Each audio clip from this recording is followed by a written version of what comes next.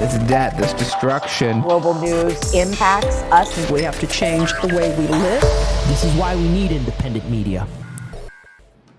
Hello and welcome to Hardlands Media Civically Minded. I am your host, Lainey Peterson, and here as always with my co-hosts, Mr. Daniel Lepker, Mr. Kit Cabello, and we got Faze behind the board running everything for us. We've got our fantastic mods in chat here on YouTube, on Odyssey, on Rockfin. They're keeping the peace, and of course we have all of you who take the time to tune in to our shows. You cannot have any idea how much we appreciate you all, particularly right now here at Hardlands. There's so much been going on, and you guys have stuck with us. We appreciate you so much. And speaking of that, I think Kit has a few announcements to make. First, number one, we are so close on getting Chicago Corner, which is live every Tuesday and Friday at 7:30 p.m. Central Standard Time, close to 1,000 subscribers. If we can get it to 1,000 subscribers, it can help contribute to the 99 Perspective Studio because, you know, YouTube and monetization and everything else. But on top of that as well, let's talk about the 99 Perspective Studio, because what all of our Patreon supporters are helping us build is a community center, a radio station, so that fellow Chicagoans can do their own YouTube show, video recordings, or do their own radio show, anything of that matter. And the thing is, when you do become a Patreon supporter, you're supporting free speech, and we get to read your name out on the show. And I got a whole list of wonderful Patreon supporters, Daniel and lady. So let's give a shout out to these wonderful people: Kenya Bunny, Gerald Tyler, Richard Jeffries, Mallory Boylink, Elephants on Coke, Alexander Aldrich Jensen, Bonnie Cartwright, Dustin Price, Jim Kristen Swinner, John Suter, all capitalized, Tommy Kelly, Emma Beveridge, NGC, Tanya Bosley, Tara Elliott, Leah Nilly, Justin M. Tucker, good friend of the show, Rashonda Anthony, Laura Meji, Stonewall Jack Wagon, and Wendy Carballo, no relation to me, Adrian Cabello, so there we go. But thank you so much to our wonderful Patreon supporters. And if you can't become a Patreon supporter, we know times are tough. Be sure to like, comment, share, and subscribe. Share our content on Twitter, Instagram, Facebook, and be sure to subscribe to us on Rockfin and Odyssey. But with that being said, I took enough time. Lainey, lead the way. All right, first of all, I'm going to make Faze very happy today because I have food safety tips. But this is because there is currently an outbreak of Salmonella in the United States. It's been developing in about 25 different states. And the issue here at this point is they don't seem right at this moment to know what the source is. Oftentimes they do know where it came from. There was recently an Italian cured meat outbreak and that sort of thing. So the important thing to keep in mind is that nobody has died at this point, but people who are very vulnerable to Salmonella are the elderly, people who are already ill, and infants and small children. And the thing to keep in mind with any illness right now, because of the global health crisis, is that if you need medical attention, it may be more difficult for you to get it at this point. So obviously we want to be real careful with Salmonella and watch your food very carefully. You want to keep cold things cold, watch those temperatures. I know the weather is cooling down in a lot of areas right now, but you still need to watch that you keep your raw foods refrigerated, cook things thoroughly. The other thing to keep in mind about Salmonella, as well as some of the pathogens that really can cause serious food sickness, is that you can't necessarily smell or taste them. We talked about the sniff test. And the thing of it is, there are things that can make your food smell bad and it's disgusting. Actually, those things are not necessarily going to be what makes you really sick. It's the stuff like the Salmonella, which you may not be able to taste or smell. That's what can get you incredibly sick. So don't rely on smelling food. I've got some great tips and ideas in the show notes for you to check out, and to be aware also that if you do start showing some symptoms at this point, things like diarrhea and a fever higher than 102, diarrhea for more than 3 days that's not improving, blood in your stool, you can't keep liquids down, signs of dehydration, you do need to get medical attention. It is important also to keep a record of what you were eating, where you ate, what you ate, This for a week before you started showing symptoms, whatever you can remember. This you can look at your receipts, delivery receipts, grocery receipts. That might be real helpful in identifying what you had, where you ate, and get that information to your local health department. They need that information to figure out what is going on here. So again. In most cases, people do not need medical attention. They do not need antibiotics, which is good because we have a stressed healthcare system at this particular point in time. But to keep in mind that if things are getting, if you're getting very sick, your condition is not improving, you're dehydrated, then you do need to seek medical care. Letting folks know about this is a public service here at Hardlands Media. Yes. So that's a shame they have no idea where it's coming from. That'd be nice to know so we could be a little more informative. Yeah, it'd be nice if anybody knew, but at this point it's not, and one of the things that I'm concerned about is if people are not able to see their doctors, if they're not able to get into the hospital, they may just be giving up and just, okay, they're treating themselves at home, which is probably okay in most cases, but the information is not getting to the health department. Right. And that is an issue because we need to figure out where it's coming from. And that's a very serious situation. Folks, and be sure to check on your loved ones, especially those that are senior citizens, especially those that are in their 80s and 90s, because, some of them, especially who live in the Midwest areas, when it does get cold, that's when I think a lot of people of that generation would put food out on the back porch because it's colder now and have it as like an outside refrigerator.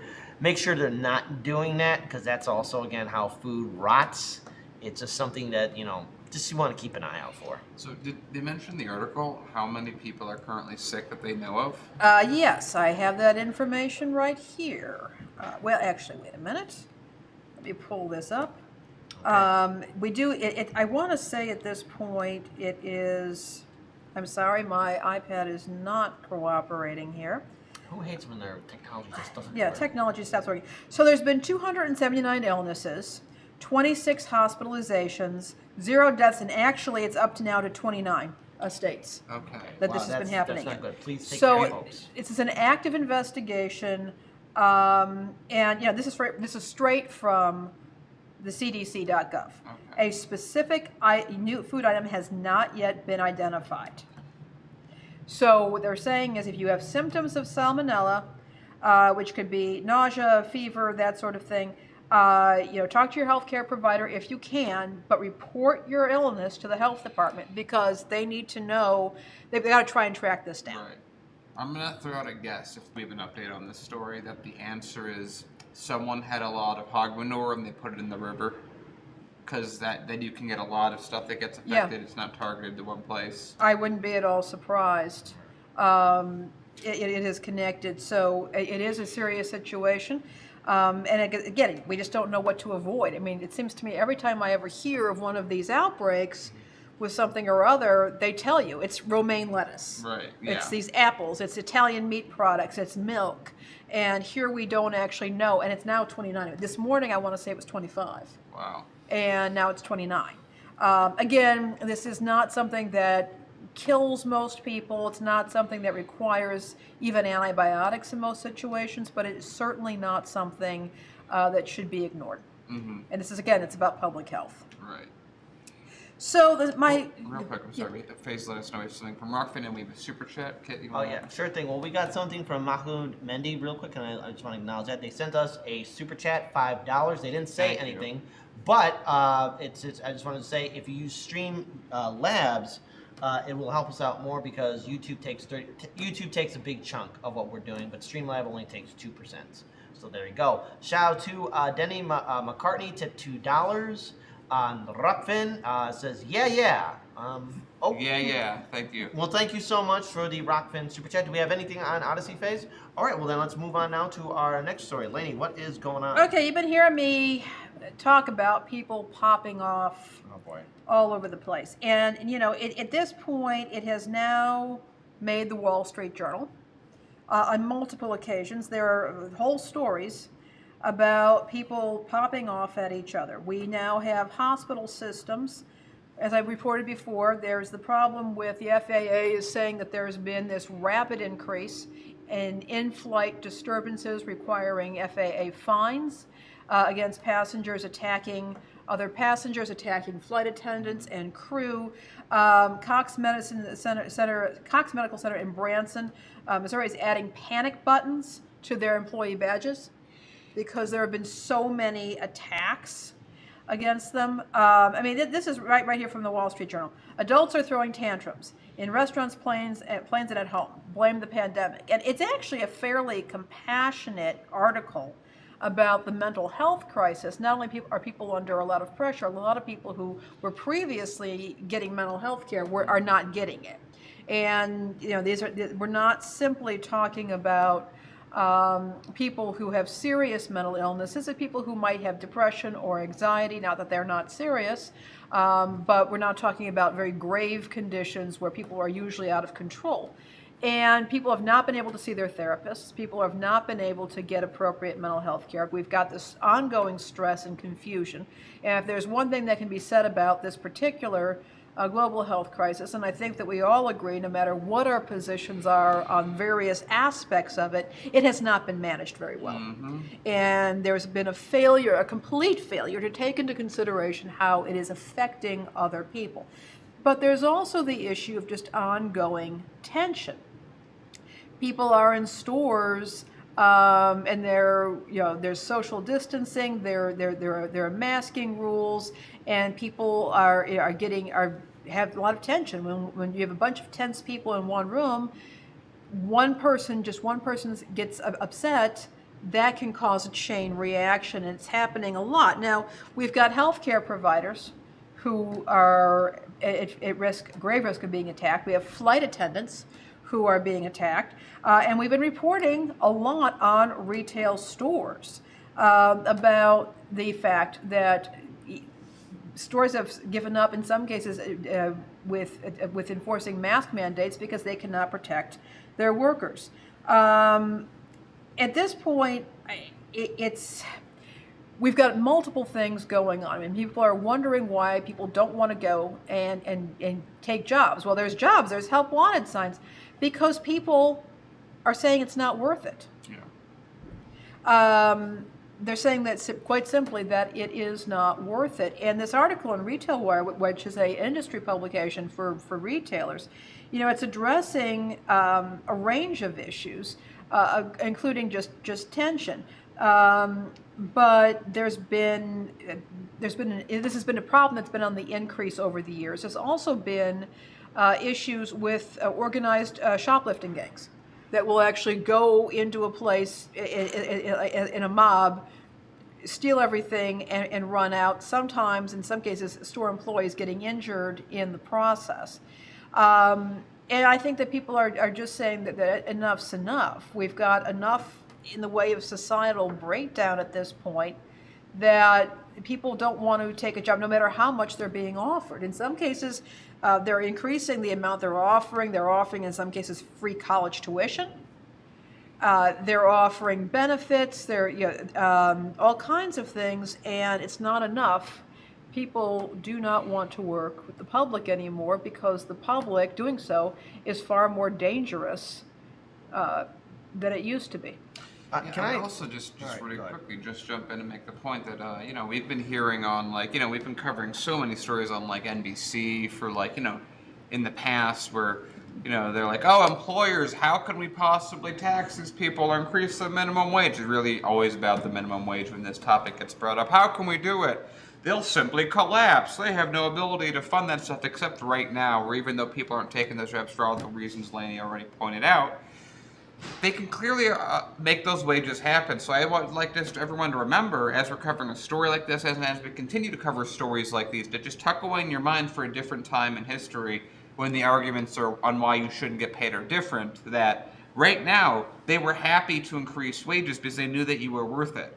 And even then, and it's like for that title for that article, one reason that people might not want to work at your company, because if they're attacked and berated by a crazy customer, you yell at them when they try and complain about it, that might be something fundamentally wrong with your business model. Maybe these businesses should, I don't know, focus more on making their associates feel safe and secure, and like they have the ability to control a situation where someone out of control is involved, rather than that person that's abusing them is more valuable to the company than they are. So, I think, okay. if I can interject real quick, as someone who worked in retail, I worked at Costco, which I think is probably the gold standard in regards to protecting its retail workers and providing benefits. A lot of these other large companies, look, you want to know how you get your employees to stay? It's when you treat them with respect. Now, when, of course, customers or members start attacking your employees, it's your job to protect them because they're the ones who are showing up to work for your company. They're protecting your brand, your label. They're there to work there and get a paycheck. But for a long time, a lot of retail workers have been treated like crap. And now what? Now they're receiving the rage from customers because things are not going well for them. Look, everyone right now is struggling right now, and retail workers do deserve respect. But for a very long time, large corporations like Amazon or Walmart or Target or any of these other major corporations who, again, abuse their workers, don't give them benefits or anything else, in my opinion, I think it's long overdue for a lot of these workers to kind of just say, well, screw you. Why should we look after you when you've been abusing us for years? And when it comes time to protect us from crazy customers, I mean, let's face it, some of these customers do have mental issues, and they do need mental health. I wish we did have, Medicare for all. But when it comes down to people have a breaking point. And when people reach that breaking point, why would anyone in their right mind want to return back to a job that's just going to treat them like crap? And of course, again, looking at the alternatives here in the United States, a lot of people are just looking at it and it's like, why should I be abused by management that doesn't care about me, at the same time to be abused by customers that really don't care about me? Why would anyone want to go back? So the thing is, corporations, you want to make sure you actually still remain profitable and actually, people actually kind of respect you. It's when you start taking care of your workers again. Maybe that. But I agree with all of that. I absolutely agree with that. But I'm also going to say, though, that if you're in a situation where there's an increased chance of a verbal, which can be very upsetting, confrontation, and then moving to a physical confrontation, even if you're making $20 an hour, or more, how do you feel about the risk of being punched in the head? Because a blow to the head, one head injury, as you say, one bad day, a head injury can have lasting impacts. And the person said, this is simply not worth it. And may decide, of course, to go into warehouse logistics, which is fine, or do something else. But it is a significant concern that people are not feeling safe in public. If they are on edge in public, what does this do not only for workers, but for anybody who is in these environments? Are we just going to stop going to stores? Ron Johnson, who was a former executive with Apple and Target, now thinks that the home has become a center of commerce. Yeah. Some stores are cutting their hours, and hey, just be online, get stuff online. I know Walgreens in several areas downtown no longer have ATMs for people. And because everybody's closing down early, and what happens to public life at that point when people are afraid to go out and be out and about? It's not good, and it represents a massive change in how we relate to each other. Agreed 100%. All right, let's move on to our next story. I don't think we got anything on Rockfin or Odyssey, so let's go ahead and move on to our third story then. Okay, this is an interesting story. As many people know, the East Bay, the Bay Area in California, San Francisco Bay Area, has an enormous problem with homelessness. It has had an enormous problem with homelessness for quite some time. I remember I had a lot of friends out there back in the 90s, and I would frequently go out there to visit. And the homelessness issue out there was tremendous. And of course, it has only become exacerbated over time. And there have been there's been plenty of blame to go around with this issue. But one of the things that's happening for the first time in San Francisco is that San Francisco is bringing in a tiny home community. This is something that's been going on for a while. Instead of putting people into shelters or leaving them to languish in tents, they're actually building these tiny homes, which many of you have probably seen. I want to say these are super small. They're about I want to say 36 square feet. They're tiny. But they're putting them into an encampment. People will have a roof over their head, a floor under their feet, and a place a place to be for the night that is significantly more secure than a tent. I have very mixed feelings about this tiny home movement. I've been watching this now for probably 4 years, maybe. And seeing this happen, and I've been saying for a long time that I have mixed feelings. I am not a fan of the so-called traditional shelter, in which you take a bunch of people, put them all into one room on bunks or cots or pallets, feed them a meal at 7 p.m., lock them in, and then wake them up at 5 in the morning. It's a one-size-fits-all that does not address people's sleep issues, their physical health, the fact that many people start their jobs earlier than 5 or they work until after 7. I don't like it. I want to see some kind of permanent housing, even if it's a permanent supportive housing situation, which is far more controlled than standard housing, but that does provide dignity and safety and security to the people who live in a permanent supportive housing environment. The issue that I have with the tiny homes is that they're very movable. They're mobile. And it seems to me that, okay, yeah, you set up the tiny home community in a parking lot or in a lot someplace. At this point, the people who live there are still very vulnerable to just being moved at a whim. You can have a situation where they say, okay, well, developer wants this lot, we're going to move everybody over here. People who tend to be living in these homes tend to be very vulnerable, and moving them around and keeping them moving around and always under that particular risk, I'm not comfortable with that. I would much rather see, again, permanent supportive housing for those who truly lack the executive functioning to take care of themselves, having some kind of a halfway house program for people who are in need of help with mental health or drug addiction, and then, of course, affordable housing for those who genuinely just can't afford one of the most expensive housing markets on the planet. I think it's better than tents, but I think that a lot more could be done, and I remain very concerned about, is this a way of housing people who don't have homes, or is it a way of managing them? And I'm not crazy about doing the latter. Yeah. So here's one thing I do want to point out. When it comes down to homelessness in this country, we can make sure every person is housed. We have the resources available to do so. I just want to remind everyone that $2 trillion plus the interest for that 20-year war in Afghanistan, we have the money. The money is there. It does exist. But what we have is a bunch of politicians, not only at the federal level, but state and local level, that refuse to really take the initiative to deal with homelessness.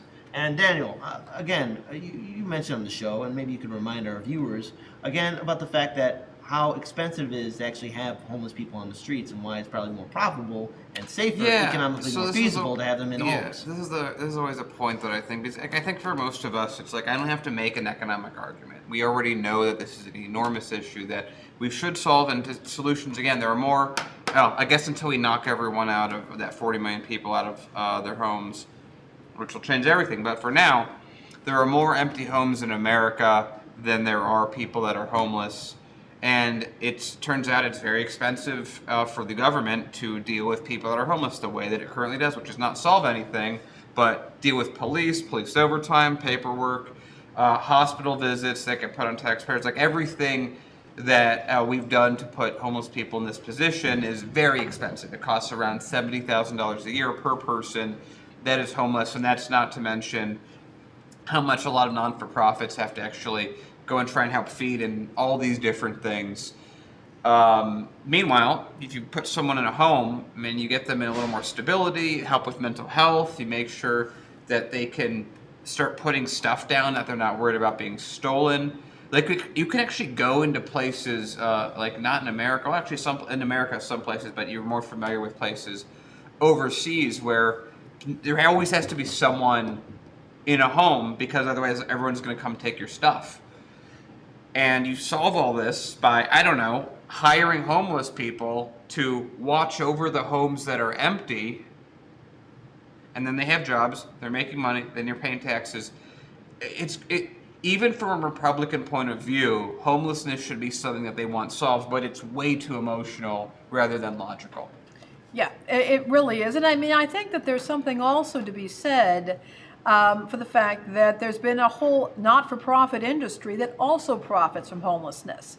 If you want to set up, a charity or a shelter, and hey, you've got this perpetual stream of people who don't have homes, well, there's some money right there for your organization. So I don't think that this is entirely something that I'm going to blame this on so-called conservatives.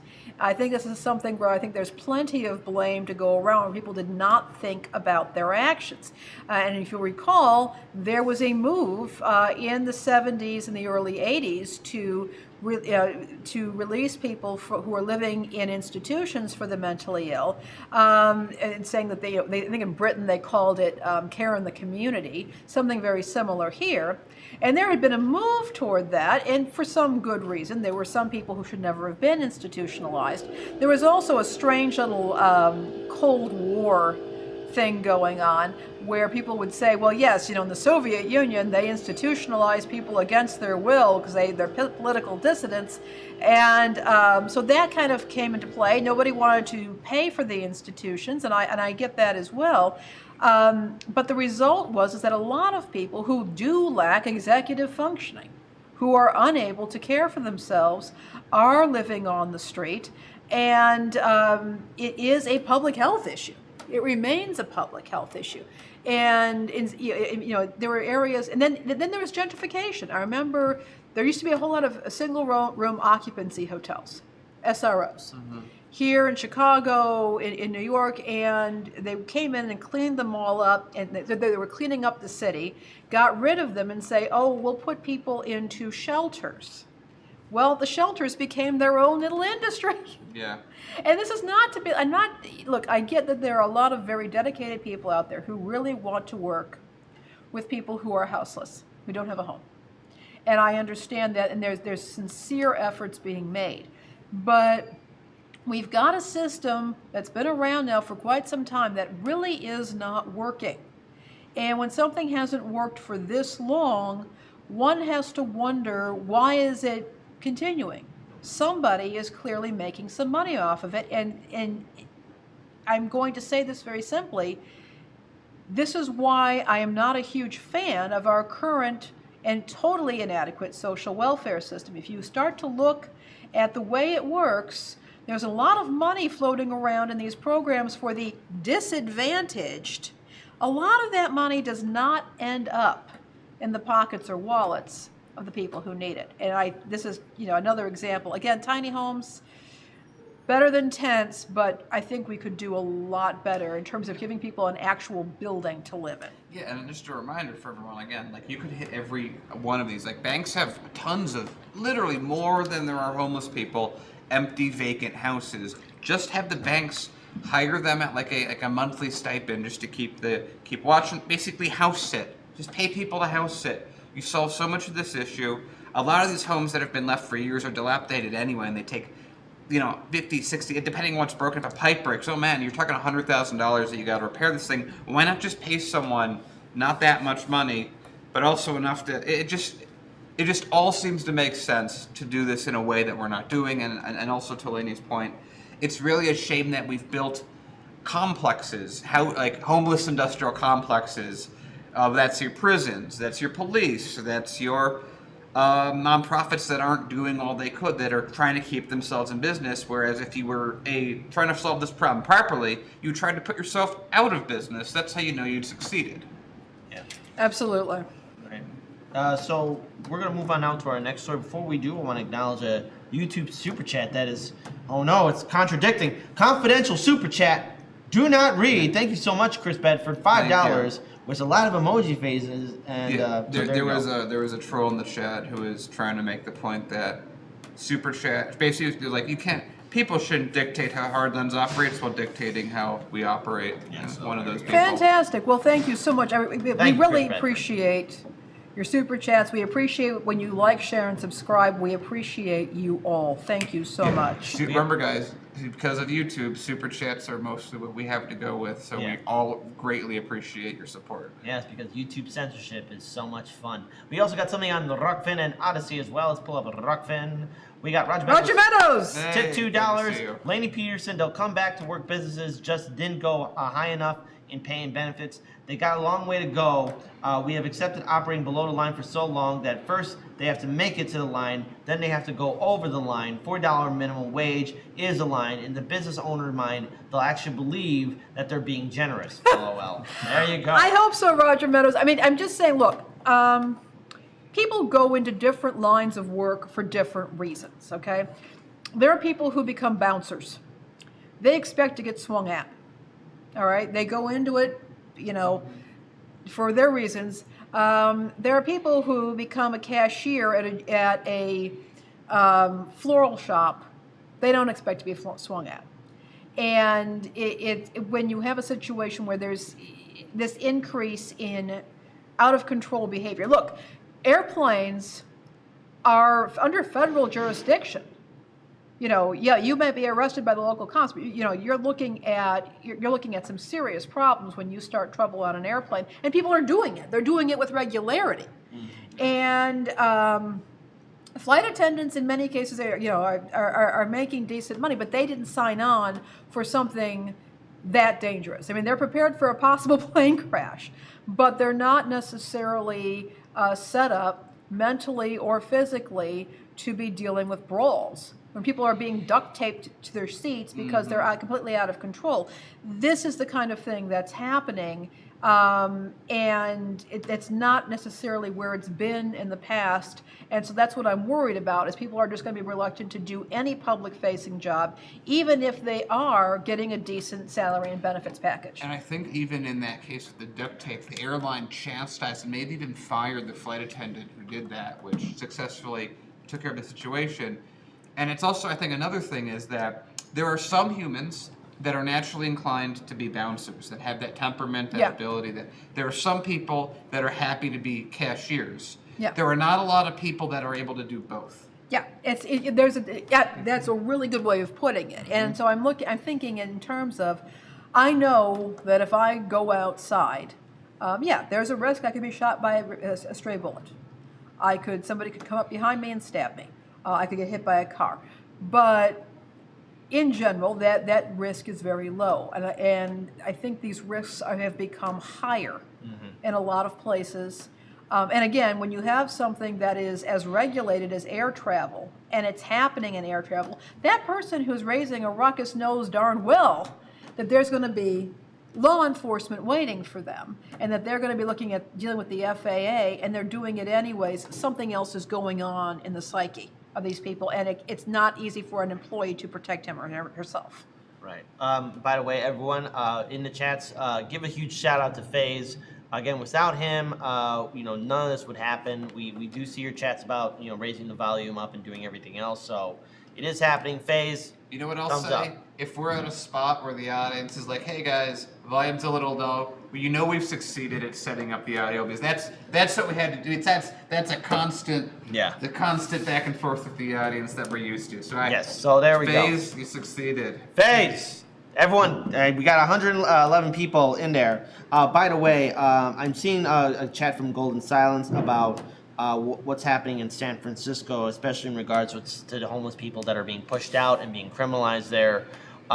It's downright deplorable what's happening to those who have no power.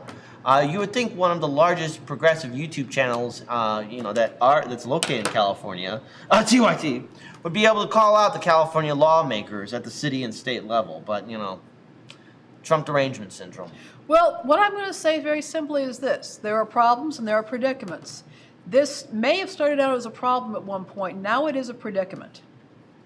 And, this is these issues have been known for a very long time. We've known about them for a long time. There's been track records. There are track records in place, and they're not good ones. And, we couldn't get away with that here. If we had these multiple failures. Oh, by the way, one other thing too. When it comes down to all the situation with homelessness, it can be solved. We have the money to do that. Yeah. So there we go. Oh, one humorous side note too. By the way, I did see on Twitter that somebody had the Hard Lens Media mug, and they said that it tastes better, 10% better. And now, Daniel, you're being called out by the chat. Where's the Hard Lens Media mug at, buddy? It's over there. In the sink. We need a Hard Lens Media water bottle for me. Yes. Yeah. No, I want on Saturday. I want to have an idea to solve these problems. These are serious problems, Daniel. Yeah, Dan. There's serious problems, and I'm going to yell at you after the show. Don't have to yell at you because you're CEO now. Oh, that's right. No, until Monday. I'm sorry. Until Monday. Said quiet loud. Oh, Now you have to wait man. till Monday. I am sorry. You either gotta go to Patreon and know what we're talking about. No, nothing happened, folks. Nothing happened. Disregard Nothing happened at that. all. Lainey, No. you got a story for people. What is going on? I do. All right. Uber is hopping mad. Uber is very angry. Very angry indeed. They're Uber angry? Uber's angry. Yeah, because you see what happened is that Uber, like a lot of corporations, likes to demand that if you've got a problem with Uber, that you go into binding arbitration rather than actually going to court. This is if you're a driver, if you're a rider, and you're feeling highly oppressed. You have to go into arbitration. You can't deal with swear off in a public court environment. And this has been going on for a long time. And this is with businesses, and it's been criticized a lot because oftentimes these contracts that you sign require you to work with the arbitration board that is selected by the big corporation. Here you are, some lowly consumer. You've got to go with that. And as this is an article from 2018, Reuters, let me check who this, by Alison Frankel, pointed out that at one point she wrote about a Fitbit lawyer's all-too-candid admission that no rational litigant would pay a $750 filing fee to arbitrate a claim over a product that costs $162. So yeah, I mean, if you're upset over $50 and missing money from your Uber paycheck, or if you're upset about something that happened on a $20 Uber ride, does it make a whole lot of sense? To go to arbitration, nothing gets done. There is no accountability. So apparently, however, there have been some mass efforts to sue or to actually take Uber to arbitration to demand compensation. And now Uber is mad because while Uber did agree to pay out more than $156 million to settle its wage and hour claims by more than 60,000 drivers, Uber's upset because the arbitration board wants it to pay also $100 million in fees. And Uber is saying this is politically motivated. Now, I'm not here to discuss the merits or demerits of Uber or its people, but I will say that I am finding this incredibly rich, that Uber is complaining. This massive corporation, is complaining about the consequences of forcing things into arbitration. Oh yeah, I remember there was a case. I'm not sure if we covered it previously. I just remember I read something similar to this. That I think it actually was happening with. I don't remember who it was with. The point is that a lot of companies will do a forced arbitration clause in their agreements. Because they're like, well, it's one person to your exact point, and it's like no one's going to do arbitration over like $100 in missing fees that we canceled and screwed up on, and so it's the only reason that you're in that arbitration to begin with, and you're complaining about the fees to begin with, is you were trying to screw over your drivers to begin with, and they big-brained you. They outsmarted you, and they did something that you didn't expect. And now that you have the fees that are a result of your own planning that tried to get you to not cover things and not pay for things, you're upset and can't take responsibility for the fact that you just did it to yourself. Yeah. Yeah. So one thing I want to give a shout out to one of our viewers who says, Properly Smug says this, Uber can call an Uber and book a ride to hell, and I couldn't agree more. So here's the issue with Uber. You have this major corporation that abuses its workers. Yeah. I don't care if they're angry.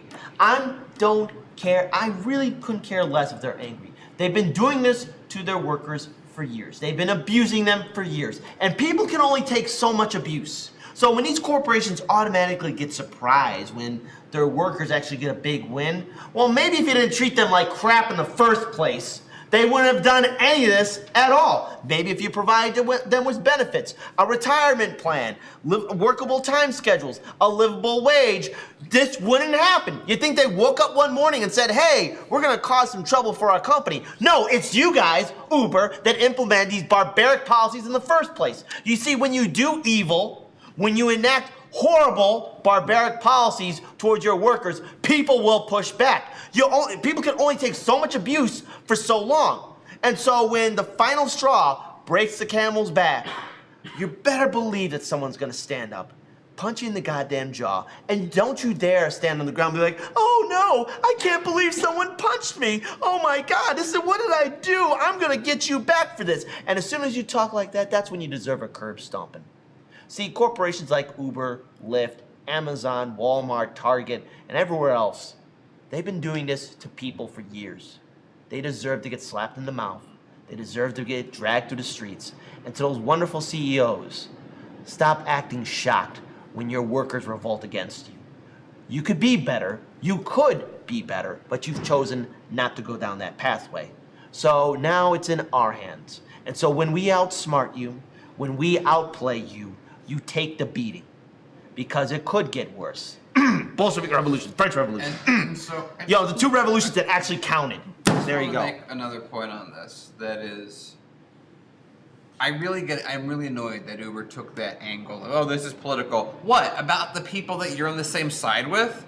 Uber's Silicon Valley based. They're all Democrat sponsored. Are they really making the point, rather than take any amount of responsibility for their failed actions, that Joe Biden's an enemy of theirs and he's exacting revenge when they supported him? Is anyone real? Eric Holder was with them. You know, the guy, the Democrat that was with the Obama administration that was also there when Biden was there? That guy. Right. Uber. Understood. How pathetic.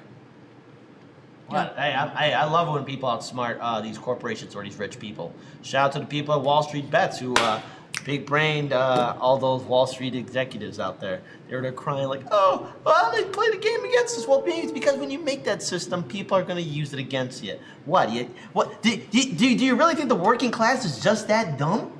No, we're waiting. We're biding our time.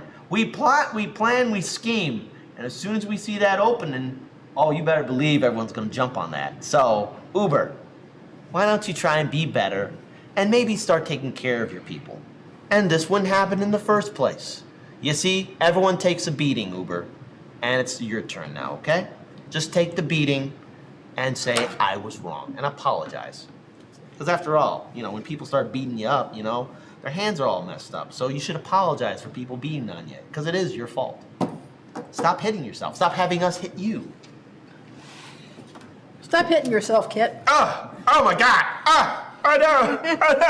Stop hitting yourself. Why are you doing this to yourself?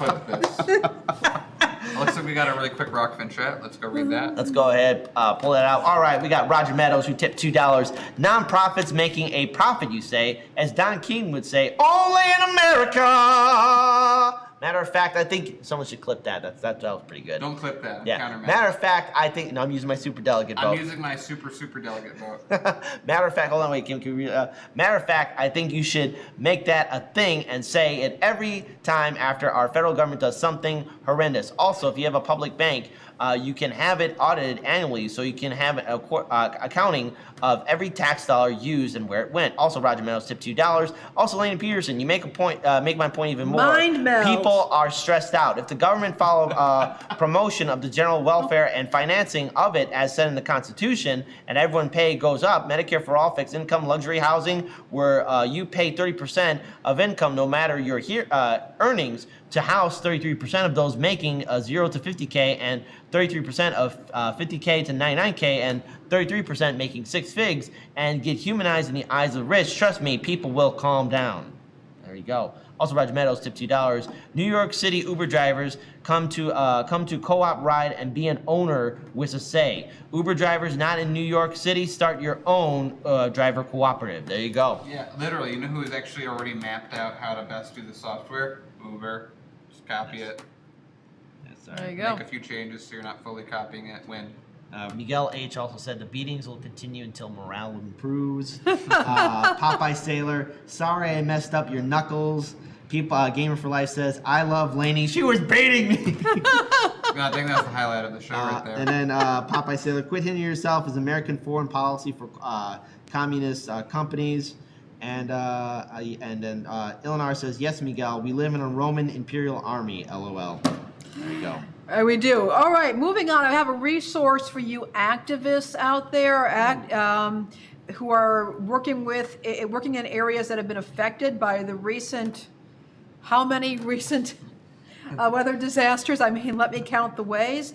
The National Consumer Law Center has made some resources that are normally behind paywalls on its site free for a limited period of time.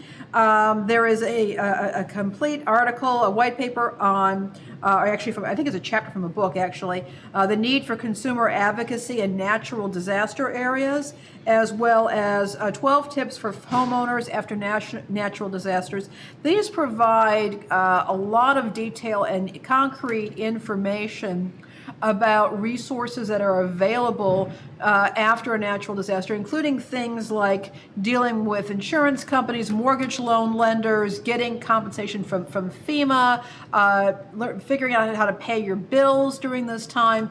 There's some how to avoid eviction. There's some really good information from a really excellent organization.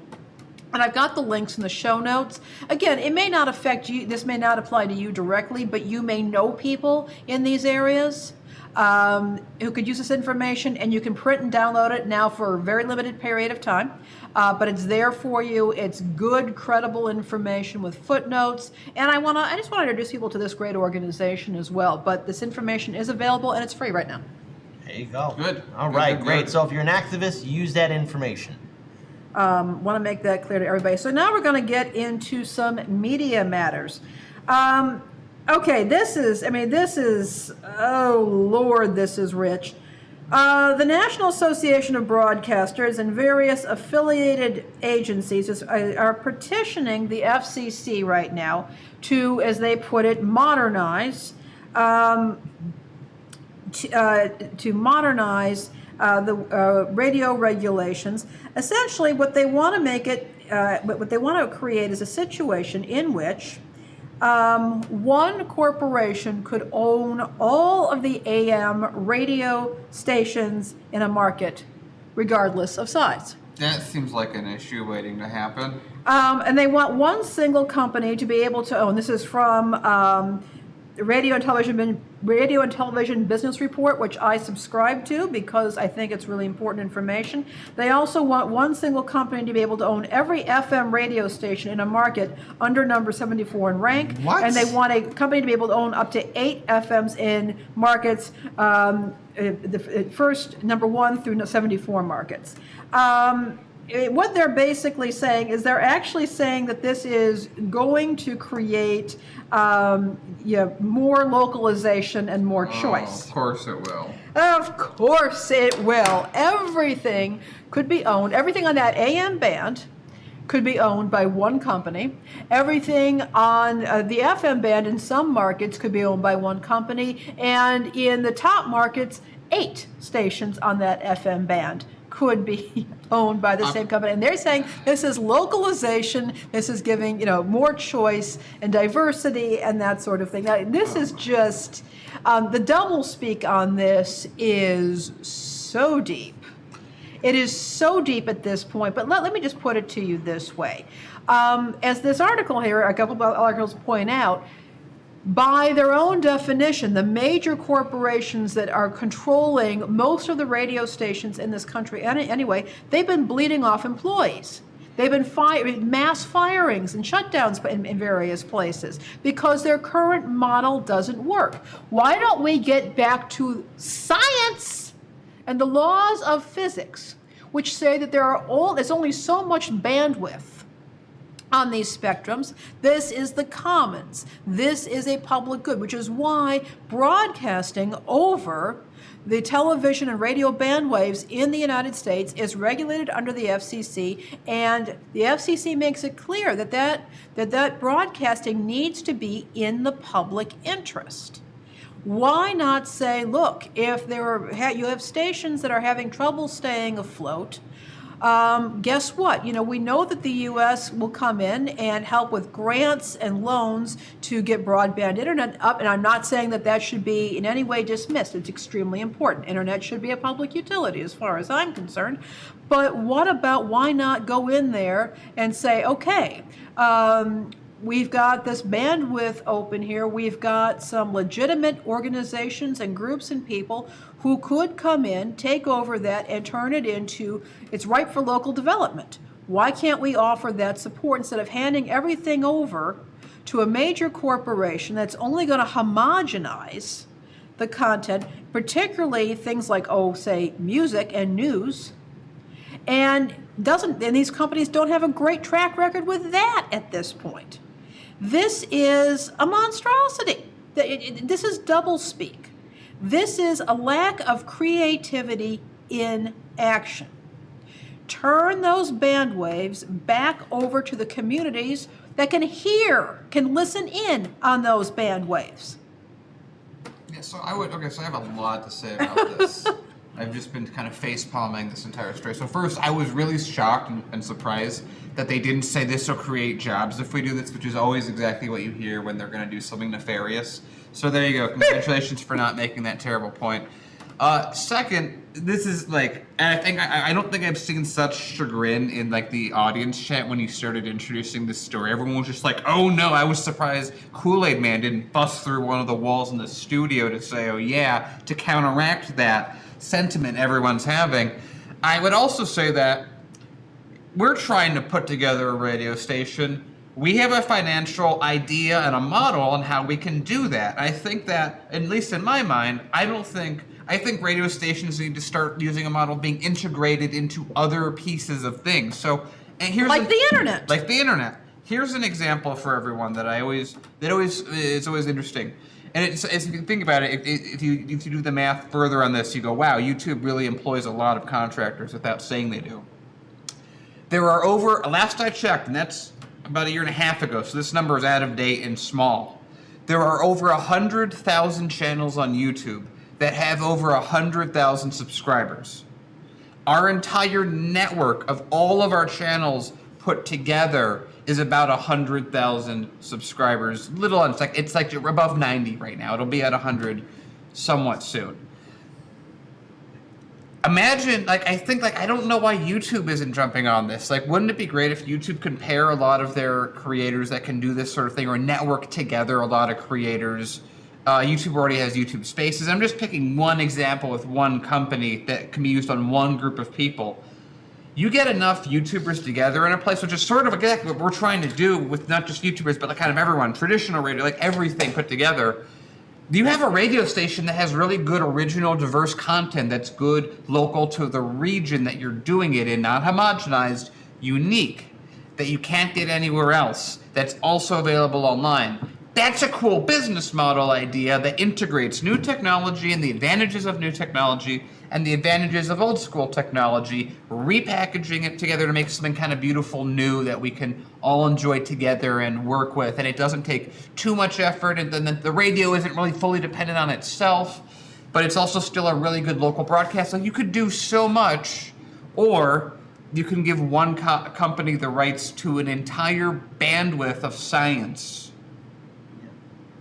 So if I could add into this, maybe it's going to be a little different, but look, we need radio. And the reason why is not just because of sentimental values, it's because we don't know what the future of the internet will be. Yeah. We don't know. And I think we've all grown accustomed and used to the internet being our mainstream source of information, entertainment, work, all of that. But there might be a day, heaven forbid, where, again, when we cover with climate change, where radio is like, again, where the internet's taken down. And Lainey, you've covered on the show before, again, why we need radio stations, because that's that backup that's needed. And that's why we're trying to create this radio station here at the studio, because, look, maybe one day Hardlens Media's off YouTube, okay? And I have hope for Odyssey and Rockfin, but they're not there that pathway yet to be that alternative. And radio is that next bastion. But see, the thing is, when you have these major corporations, these venture capitalists buying these radio stations, then gutting them, they're killing the idea of what radio could be. And these corporations, of course, are protected by the government. It wasn't too long ago, and I remember this as a kid, where radio was once a point of, it was a license to print money. Radio was profitable. Radio was entertainment. Radio used to be the big thing. They had a lot of big names on radio shows. And because of the FCC and their harsh rulings, a lot of those programs were taken down or put on private, on satellite. And even then, like right now, radio's future is a little bit shaky, which is why we need to support alternative radio like what we're doing, our own radio station, something that's local, but also that can be built up. We need to have a true alternative source, because if we don't, we're losing an important piece of infrastructure. And if it's in the hands of these corporations don't care about it. They're just going to bleed it dry until it's no longer what it used to be. So to Daniel's point, I've heard Daniel talk about this. When we were on radio, we've talked to a lot of radio station heads about what we want to do and how to keep radio afloat is by connecting it to the internet, but also making sure that if anything does happen to the internet, that radio station is still there to be that bulwark, that bastion of free speech. If we don't start enacting these things now, and especially like right now is what we're trying to do here, the future of free speech is at risk. I want to read this, not a super chat, but I want to read it because I have to disagree so fully, because we know this is not true. But this person, I'm sure, didn't mean it in this way. This is from Robert. Comcast charges businesses less for internet than regular customers. That's entirely untrue. It's entirely untrue. Every part of that, unless you meant more, not less, then it would be a true statement. We worked with Comcast. Comcast charges for not the best internet, like 300 down, 30 up, dedicated line. Where we are, if you just take it as a month by month, $450 a month. Yeah, very expensive. I don't like Comcast. By the way, look, as per usual, when it comes down to Comcast, give a middle finger to Comcast, because I hate Comcast. I did want to close out with some relatively positive information. I'm hoping, I've been discussing about the local journalism. I've been discussing the Local Journalism Sustainability Act. It's in the Senate right now. There's also a companion bill in the House. And what this would do would be to incentivize local journalism through tax credits. And what it would do, and there's plenty of information right now in the show notes, it recently got support from the LPTV Broadcasters Association, that's low power TV stations. Their owners have come together to form their own Broadcasters Association, and they are supporting the Local Journalism Act. So what this would do, first of all, it would give individuals a tax credit of up to $250 a year to incentivize subscribing and donating to local news. It could cover the cost of subscriptions or to local news nonprofits. In addition, it would offer a tax credit of up to $5,000 for small businesses that want to buy ad in local publications or radio stations or TV stations. It would also give a payroll tax credit for organizations that want to hire local reporters, editors, photographers, and other journalists. So this is a tax credit. It's not a direct payment, which is good because I think it keeps some independence going there, but it does incentivize people, businesses, journalistic organizations themselves, small business advertisers, as well as individual people to invest in their local media. And I think this is incredibly positive. Nice. Now, there has been some pushback on this, and there's some fair critiques that are being made. Columbia Journalism Review is noting that some people have pointed out that this approach is going to work in some fairly standard, the way some standard journalistic outlets operate. It may not work as well for some organizations that are perhaps owned by people of color or that are fairly independent and they rely primarily on different models for revenue in journalism. Many of those organizations, for example, rely primarily on freelancers, which is not really addressed by this act. And again, I think they're not saying it's a bad bill, but a lot more could and should be done at this point. So I think that this is a conversation. I know this sounds, oh gosh, when we talk about how conversations were supposed to be happening, I know it sounds a bit hippy-dippy, but I think it is a conversation that people need to be happening within local communities as well as journalistic organizations, is what kind of support does local media need, whether it's independent or not. What kind of support does a local newsroom or a radio station or broadcast television station need? I think these are important questions. But I'm glad to see that this bill and this movement is actually getting some attention. I think it's a positive thing.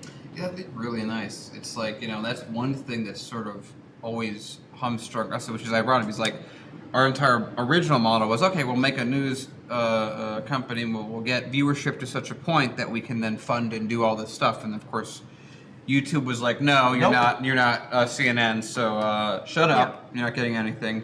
And so we then turned around and we were like, okay, well, we're just going to make all these entertainment channels so that we can fund all this stuff. But not everyone's in a position that we are. Like a lot of people, there's smaller groups of people that they're not invested properly in how to get to get revenue up, to do anything, to keep building. So I think this would be great. I agree that this could be better because it doesn't fully account for kind of the modern ways that people utilize journalists and doesn't address those things. But I think this is good, and if it was passed as is, I'd be happy. I'd be obviously happier if they corrected those mistakes in it. But I'm happy to see a decent sounding bill somewhere in America. Yeah. By the way, before we get to the thing as we wrap up the show, I do want to acknowledge somebody in the live stream chat who said, why would you need photographers on radio? Well, the reason why there were a lot of photographers for radio is to promote the radio station or events on magazines or newspapers and even on the website. This covers all journalism. Yeah. This covers all journalism. It's not just radio, or it covers television, newspapers, magazines, that sort of thing. By the way, I just want to shout out to Golden Silence, who is just beating us with his good rates. Daniel Kitt, my Comcast bill was $85 for 800 megabits downstreaming and 20 megabits upstreaming. Want to share your mojo with us? Yeah, and then now he's saying, I will be getting because we just got this, and we were paying much more than he is. I will be getting AT&T gigabyte connection for symmetrical, gigabyte up, gigabyte down for $65 a month. We're paying about double that. I'm happy. It's like the best price. But like, damn, where are you at? Yeah, where are you at? Golden Silence? How'd you do that? What kind of magic did you use? By the way, we got something on the Rockfin. Let's acknowledge Rockfin as well. Roger Meadows, who tipped $2. Nationalize all essential services that include radio and broadband. Roger Meadows also tipped $2, as long as not Fauci's brand of science ban. And also, I said science. Roger Meadows tipped $2 again. Chattanooga charges nothing, and you get more. I wish we had something like that here in Chicago. Maybe someday, really but not today. It's like this is the thing. There's right now we're in the knowledge era, or we're supposed to be in the knowledge era. We're sort of supposed to be. We're in the knowledge feudalism era. Let's just go with that. You know what really makes a lot of sense for America? What if you just take the core institutions, your Comcasts, your things in the interest, we already subsidize it. They're already basically government-based companies with the amount of money they take. They're not incentivized to do anything themselves anyway. You flip all that to municipal, you get the kind of like the hubs of all these things to revert back to public-based systems, and then you just tack on or connect everyone through private connections. So like, I don't like that Google owns as much fiber as Google owns. They own way too much fiber across the country. But, they have YouTube, which is a way to integrate and talk with that fiber. And then maybe YouTube should also, at least the financial side, some part of YouTube. I'm not sure all of it, but some part of it needs to be made public. And then you have people like us that can kind of just hook right onto it and use it. I would, at this point with YouTube, let me be real. If they just made it back to a meritocracy again, instead of this fake meritocracy that they pretend that you're either a accredited journalistic organization when they're just reaction channels, or you're a conspiracy theorist, which is what YouTube has decided with news anyway. There's so much we could fix so quickly with, Yeah, and the thing is, I'll never forget this, but I'll leave the source anonymous, but when Daniel and I spoke to this very high-ranking person who has their own YouTube channel, he basically told us, technically, if YouTube didn't have their policies, you should be at 250K. Yeah, we would probably, literally, if we were doing 250K at the CPM that we're doing, the viewership that would get, we would be bringing in enough already to fund reporting. Everything that we've been talking about, had YouTube not gotten in our way. Yeah, we'd be doing field reporting, we'd be doing a lot of stuff, and so, again, what's helping out our studio, our radio station, this community center is, again, viewers like you and Patreon supporters who, again, when you share our content, because, again, YouTube is suppressing us, and it's not good. So we got to keep on pushing forward to fight for that better future, because if we don't, who knows what's going to happen to real free speech. Absolutely. Well, it is time to close out the show. Again, I want to express my heartfelt appreciation for all of you who have joined us today. Your support, just being here for us, really helps so much. I want to remind you about, we're here, well, first of all, we're here at 5 p.m. Monday through Friday. With our show. Sometimes Kit does get a bee in his bonnet. And those will be coming back again. And you'll be seeing him now that the studio has been set up. We also have our wonderful Chicago Reacts channel, and that's just fantastic. Reaction videos, and remember, Chicago Corner, every Tuesday and Friday night at 7:30 p.m. Central. We're getting so close to that 1,000 subscriber mark. It could really help us out if you would just hit that subscriber button. Jerry's doing some great work on that channel. Also, I'm going to remind you, we are now alpha testing World Perspectives Radio Chicago. You can head on over to Live 365. You can find it there. Right now, it's mostly music, but periodically, you'll be hearing me test the system and get very silly at times. So if you're lucky, you can hear me getting silly. But we're getting that going, and that's going to be the kind of the bud of hopefully what will be both an internet and a broadcast radio station that's truly independent here in Chicago, but that can be heard in other places as well. Again, thank you all so much for your support, and I will see you next week. Peace out.